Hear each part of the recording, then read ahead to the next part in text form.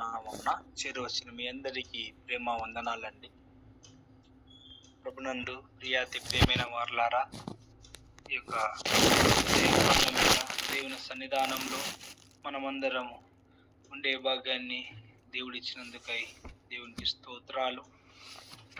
సమయం వేళ మనము ఒక అంశాన్ని ధ్యానించుకుందాము. అంటే ఇంట్లో ఉన్న పెద్దలు, తల్లిదండ్రులు, వృద్ధుల యొక్క బాధ్యతలు ఏ విధంగా ఉన్నాయి అని దైవ గ్రంథం సెలవిస్తా ఉంది. అంటే తిమోతికి రాసిన మొదటి పత్రిక 5వ అధ్యాయము 1వ వచనం.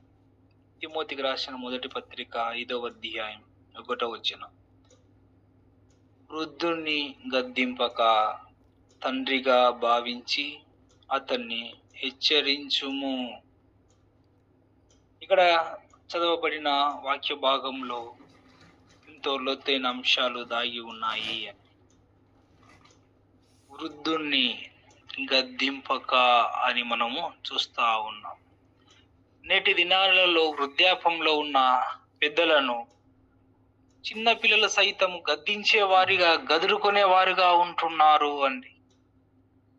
అసలు వారు ఎంతో పెంచి పోషించి వారి ఆస్తిని అనుగ్రహించి దేవుని దయ వలన వారు మీ ఎడల ఎంతో ప్రేమ చూపించి ఉంటే వారిని ఏ విషయంలోనైనా ముందు ఉంచక వారిని గద్దించి నీకేం తెలుదులే అని మాట్లాడే జనాంగం లాంటి తరాలు నేటి దినాల్లో కనబడుతా ఉన్నాయి అండి. తల్లిదండ్రులకు లోబడక పిల్లలు ఆ విధంగా నేర్చుకుంటూ ఉన్నారు. వారి పిల్లలు అదే రీతిలోనే స్వభావంతో ఉంటున్నారు అండి. పెద్దలను ఏ విషయంలోనైనా మర్యాద చేయవలసిన వారికి మర్యాద చేయకుండా వారిని గద్దించే వారిగా కనబడుతా ఉన్నారు. వాస్తవానికి దేవుని వాక్యం ఏం చెప్తా ఉంది అంటే వారికి లోబడమని చెప్తా ఉంది. వారిని గద్దించకూడదు, వారికి లోబడాలి. చూడండి, సామెతల గ్రంథం 3వ అధ్యాయం 12వ వచనం మనం గమనించినట్లయితే, సామెతల గ్రంథం 3వ అధ్యాయము 12వ వచనంలో వ్రాయబడి ఉన్నది, తండ్రి తనకు ఇష్టుడైన కుమారుణ్ణి గద్దించు రీతిగా యెహోవా తాను ప్రేమించు వారిని గద్దించును. చూడండి, ఇంట్లో ఉన్న తల్లిదండ్రులు తనకిష్టమైన వారిని గద్దిస్తారు. అది హక్కు. తల్లిదండ్రులకు దేవుడిచ్చిన హక్కు, పిల్లలను గద్దించే హక్కు దేవుడు పెద్దలకు ఇచ్చాడే గాని పిల్లలు పెద్దలను గద్దించే హక్కు దేవుడు ఇవ్వలేదు. ప్రతి విషయంలో వారి మాటనే వినాలి, పెద్దల మాట వినాలి. కానీ నేటి దినాల్లో నా ఇష్టం అనే పదాలు ఎక్కువగా కుటుంబాలలో కనబడుతా ఉన్నాయి. నా ఇష్టం, నువ్వెవరు చెప్పేది, నువ్వెందుకు గద్దిస్తున్నావు అనేవి కనబడడం వలన కుటుంబాలలో నెమ్మది లేదు, శాంతి లేదు, సమాధానాలు లేకుండా కుటుంబాలు అశాంతిగా కనబడుతా ఉన్నాయి, చిన్న భిన్నమైపోతా ఉన్నాయి. చాలా మంది ఇబ్బందులు పడుతా ఉన్నారు, మానసికంగా చాలా తల్లడిల్లే వారిగా ఉంటున్నారు అండి. ప్రభునందు ప్రియాతి ప్రేమైన వారలారా, పెద్దలను గద్దింపకూడదు అని వాక్యం సెలవిస్తా ఉంది. పెద్దలు గద్దించే హక్కు దేవుడు వారికి ఇచ్చాడు. ఎందుకు తల్లిదండ్రులు గద్దిస్తారు అంటే తమ పిల్లలు బాగుపడాలి, వారు నష్టపోకూడదు, సమాజంలో చెడిపోకూడదు అని ఇష్టమైన కుమారులను, కుమార్తెలను తల్లిదండ్రులు గద్దిస్తారు. వాటిని పిల్లలు ఏం చేయాలంటే విని వాటిని గైకొనాలి. మంచి మార్గంలో ఉండడానికి ప్రయాసపడాలి అండి. అప్పుడు వారు బాగుపడతారు. ఒకవేళ గద్దింపునకు లోబడకుండా జీవిస్తే దేవుని వాక్యం ఏమని సెలవిస్తా ఉంది అంటే, అలాంటి వారిని చూడండి ఎంత హీనంగా చెప్తా ఉంది అంటే, ఇదే సామెతల గ్రంథం 12వ అధ్యాయంలో 1వ వచనం గమనిస్తే, సామెతల గ్రంథం 12వ అధ్యాయం 1వ వచనంలో, శిక్షను ప్రేమించువాడు జ్ఞానమును ప్రేమించువాడు, గద్దింపును అసహించుకొనువాడు పశుప్రాయుడు అని కనబడుతా ఉన్నది అండి. అయ్యలారా, కుమలారా, ఆలకించండి. ఈ ఉదయకాలం వేళ గద్దింపునకు లోబడకుండా గద్దింపును అసహించుకునే వారు పశుప్రాయులు అనగా జంతువులతో సమానులు అని దాని యొక్క అర్థము అండి. ఇది మధ్య భాగంలో సాధారణ గ్రంథ వాడుక భాషలో వ్రాయబడింది కాబట్టి ఎవరికైనా అర్థమవుతుంది. దీని గురించి ఎక్కువ వివరించవలసిన అవసరం లేదనుకుంటా కదా. ఈ లోకంలో కూడా కొంతమంది రకరకాలుగా పిలుస్తూ ఉంటారు. కొంతమందిని కోతి నాయలా అంటారు, ఇంకా మరికొంతమందిని గాడిద నాయలా అంటారు, ఇంకా మరికొంతమందిని ఇంకా అనేక రకాల జంతువుల పేర్లు పెట్టి, కొంతమంది పక్షుల పేర్లు కాకి నాయలా అనేవారు ఉన్నారు. ఇలాంటి వారు కనబడుతూ ఉన్నారు. ఎందుకు పెట్టింటారో వాళ్ళ స్వభావాలు, వాళ్ళ స్థితిగతులను చూసి పెట్టినారో కానీ కదా. బైబిల్ కూడా చెప్తా ఉంది, తల్లిదండ్రులకు లోబడని వారు, వారి గద్దింపును అనుసరించని వారు, ఆ గద్దింపును అసహించుకునే ప్రతి వారు, పెద్దల గద్దింపు, వృద్ధుల గద్దింపు, తల్లిదండ్రుల గద్దింపును పాటించని వారు పశుప్రాయులు కదా. ఎంత దిగజారిపోతున్నాడో మానవుని యొక్క స్థితి. దైవవాక్యం సెలవిస్తా ఉంది, అలాంటి స్థితిలో ఉండకూడదు అని దేవుడు ఆశిస్తా ఉన్నాడు అండి. దేవుడు హెచ్చరిస్తా ఉన్నాడు, గద్దింపునకు లోబడండి, లేకపోతే పశువులతో సమానులైపోతారు. ఈ లోకంలో మీరు గద్దింపునకు లోబడితే మీకేమొస్తుంది చూడండి. గద్దింపునకు లోబడితే ఏమొస్తుంది అంటే, ఇదే సామెతల గ్రంథం 13వ అధ్యాయం 18వ వచనం మనం గమనించినట్లయితే, సామెతల గ్రంథం 13వ అధ్యాయం 18వ వచనంలో, శిక్షను ఉపేక్షించు వానికి అవమాన దారిద్ర్యములు ప్రాప్తించును, గద్దింపును లక్ష్య పెట్టువాడు ఘనత నొందును. చూడండి, గద్దింపును లక్ష్య పెట్టువాడు ఘనత నొందును అని మనం చూస్తా ఉన్నాం. నిజంగా దేవుని బిడ్డలకు ఘనత రావాలి అంటే, ఘనపరచబడాలి అంటే, ఎక్కడ ఉన్నా దేవుని బిడ్డలు ఉన్నతంగా ఉండాలి అంటే, ఇంట్లో ఉన్న వారి యొక్క పెద్దల మాట వినాలి, వారి యొక్క గద్దింపునకు లోబడాలి. ప్రభునందు ప్రియాతి ప్రేమైన వారలారా, అదే కాలం ఇలా దేవుడు హెచ్చరిస్తా ఉన్నాడు, నువ్వు ఘనపరచబడాలి, నీకు ఘనత ప్రతి చోట రావాలి అంటే నీ ఇంట్లో ఉన్న వృద్ధుల మాట వినాలి, పెద్దల మాట వినాలి, తల్లిదండ్రుల మాట వినాలి, వారు చెప్పిన గద్దింపునకు లోబడాలి, తిరస్కరించకూడదు. తిరస్కరిస్తే నువ్వు పశువుతో సమానురాలు లేదా సమానుడవైపోతావు.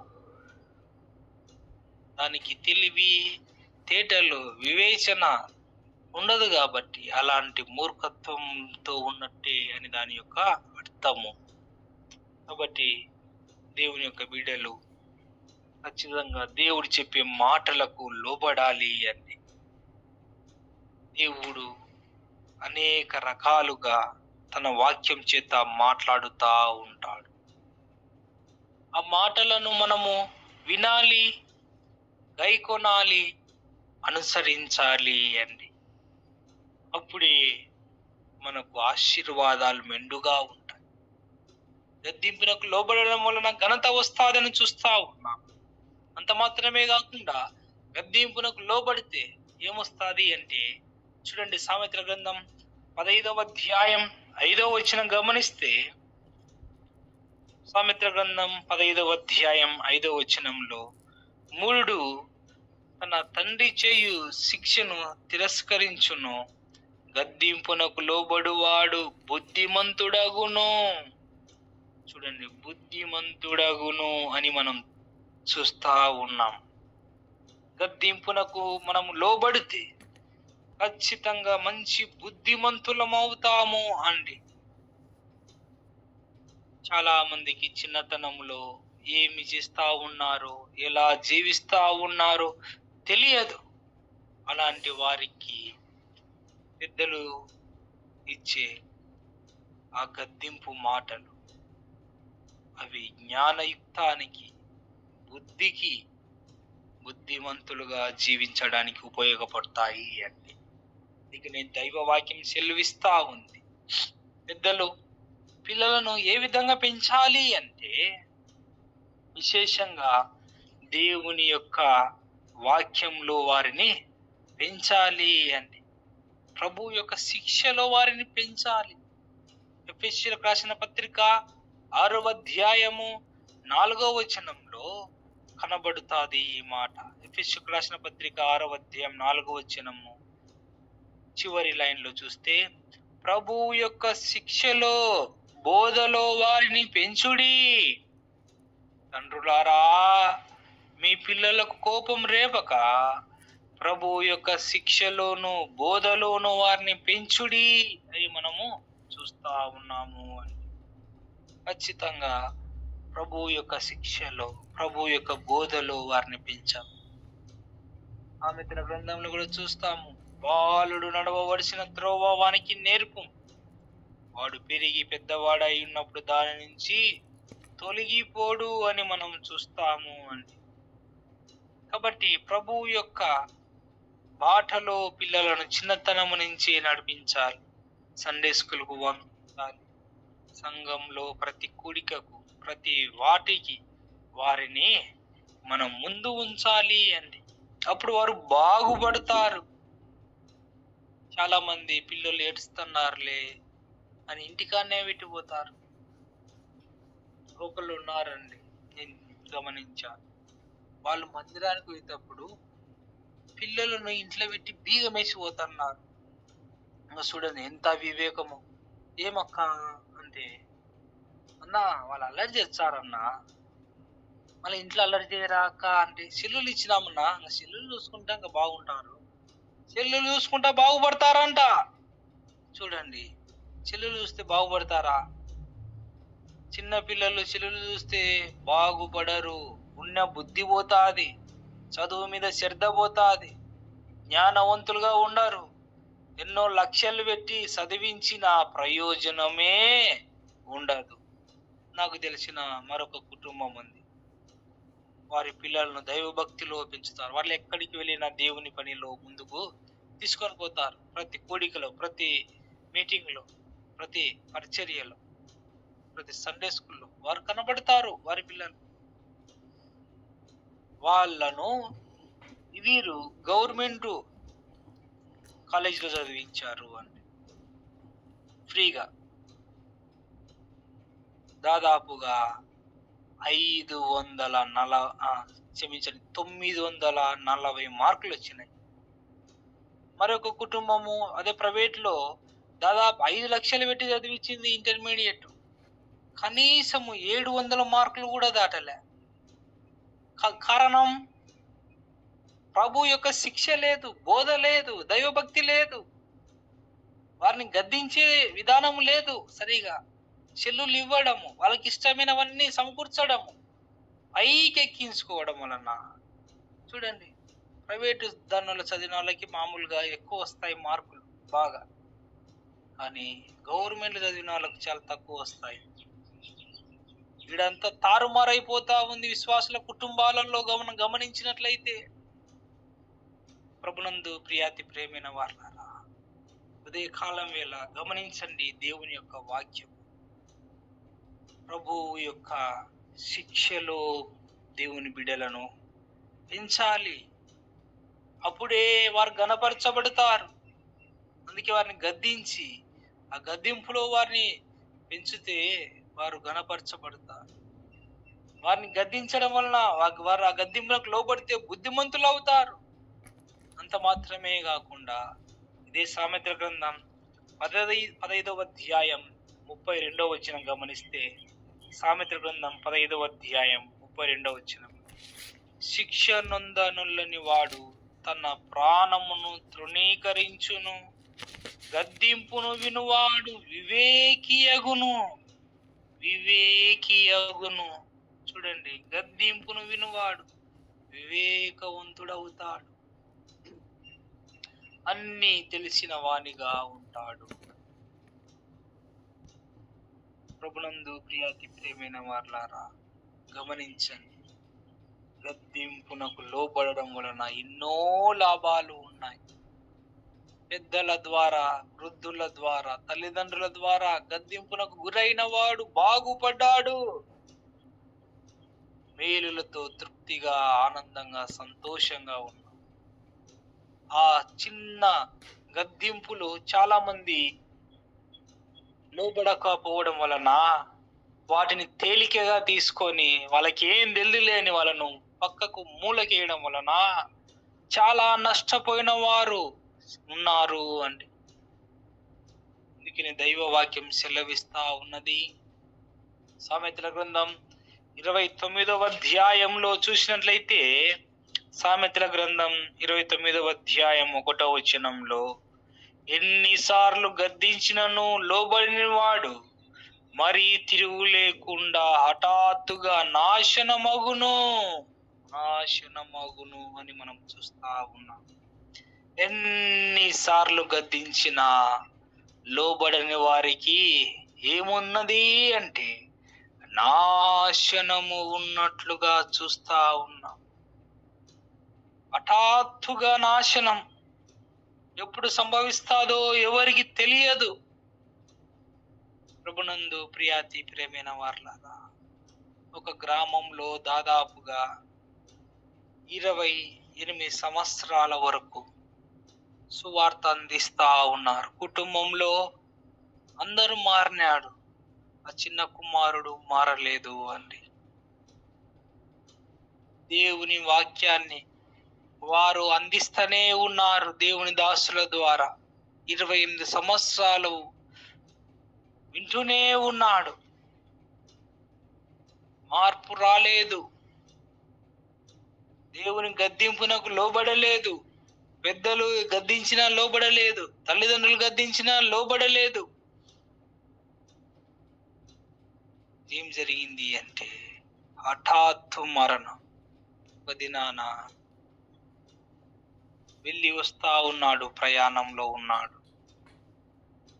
చర్చికి పోయవలసిన వాడు చర్చికి పోకుండా అది నా పార్టీ ఫ్రెండ్స్ అని వెళ్ళి తిరిగి వస్తుండగా ఆ యొక్క ఆటో ప్రమాదంలో ఫ్రెండ్స్ అతడు మరణించారు అండి.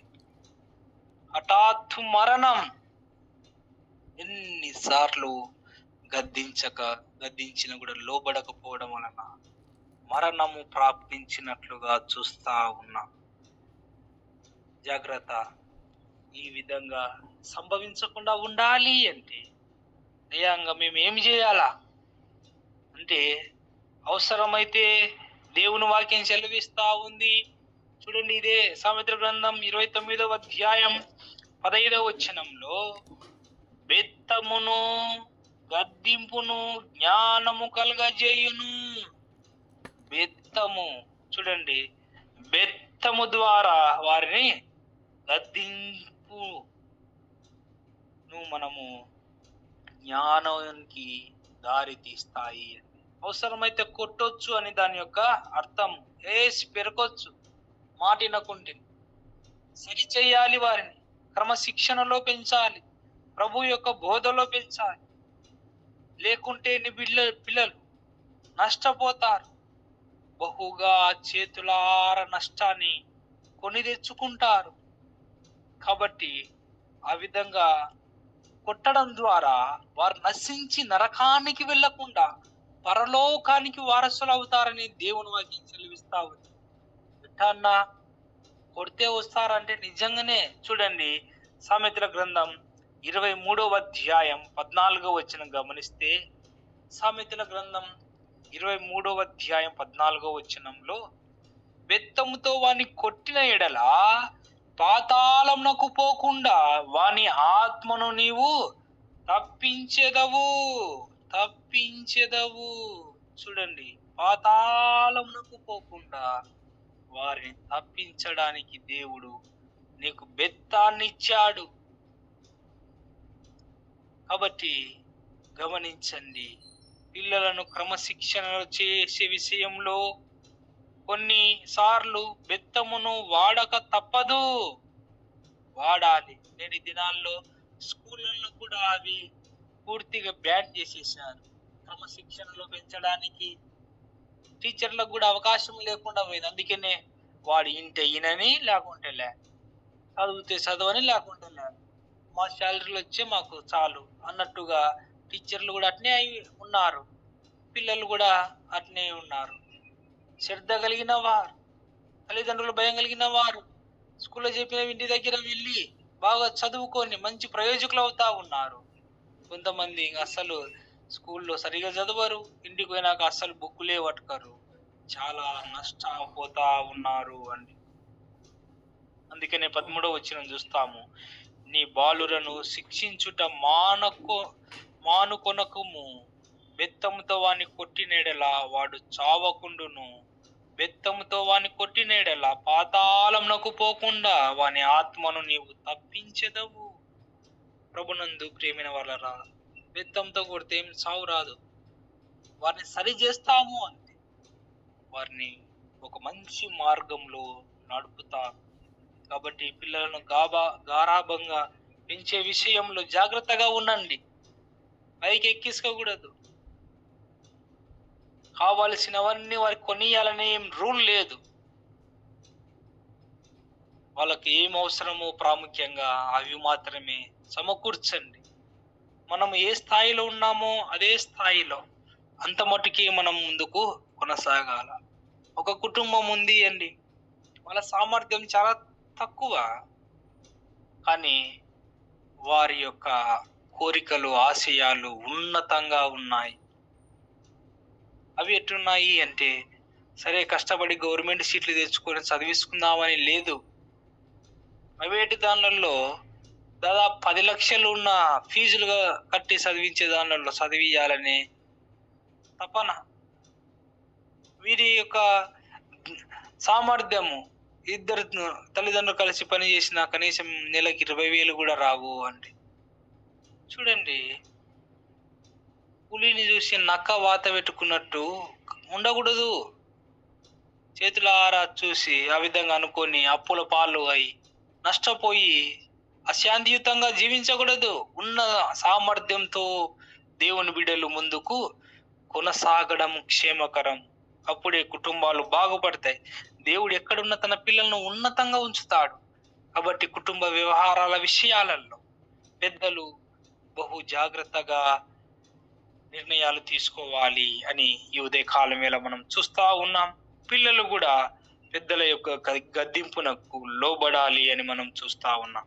మంచిది, అవకాశం ఇచ్చిన కాన్ఫరెన్స్ వారికి ప్రేమ వందనాలు అండి. Praise the lord Shekhar.